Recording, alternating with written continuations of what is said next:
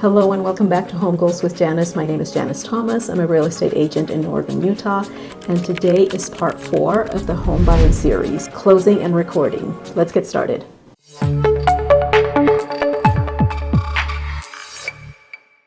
Your lender has given you the clear to close. This is exciting. This is when we actually get to pick a date and you get to go sign all the paperwork so that you can officially become the owner of your new home. Now, closing will take place at the title company that you chose alongside your realtor. Make sure you bring your identification, so all the parties that are buying that home have to be present. You will be signing quite a bit of paperwork, and you will also be getting some important information. So let's talk about some of the questions you should ask and some of the information you should get. There's a really important document that your lender will give to you probably a couple days before closing, and it's called the closing disclosures.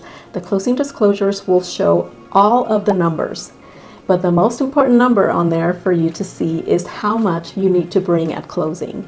You might have closing costs still pending, or part of your down payment, depending on how much you put down for earnest money. So you need to make sure that you look at that bottom line, at that amount of money that you're supposed to pay at closing, and bring that with you.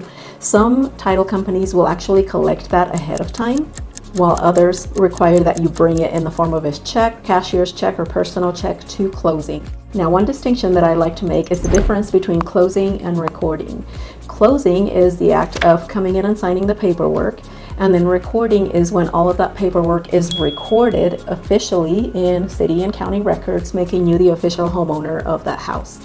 And so typically you cannot receive the keys to the home until everything's been recorded.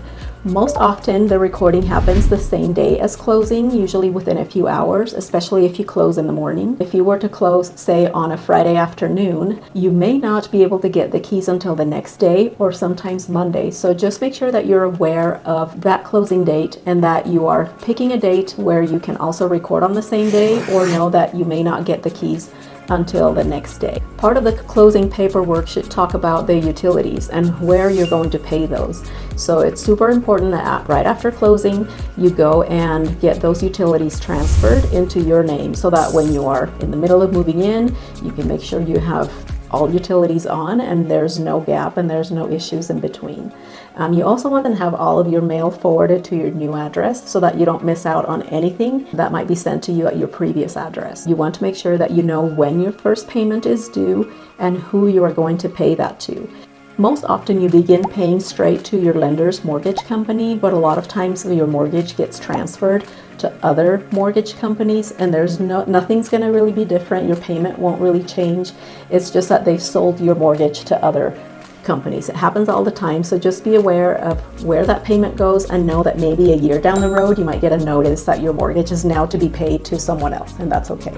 Another important thing to keep in mind as far as getting your keys and having access to the home, when you first pick that closing date during your contract, just keep in mind that you want to make sure that you work around not only your schedule, but anyone who might be helping you move, and that you're also coordinating with any leases or landlords and give proper notice there as soon as you're under contract. If you're moving into a condo or townhome that has an HOA, then make sure you get the information of where that payment goes to, because that is a little bit different and it is paid separately from your mortgage payment. And once you're finished doing all of that paperwork, signing all of that, and getting all that important information, you are free to go and celebrate until it is recorded and you're told that you can get your keys, and then you will officially be a homeowner and you will have full access to your new home. So that is it for part 4. We'll see you in part 5, tips for a successful transaction. We'll see you then. Hey guys, thanks again so much for watching. Make sure you hit that subscribe bell and just send me a message if you have any questions. I do answer all my emails and I will respond and try to be a resource and help you out.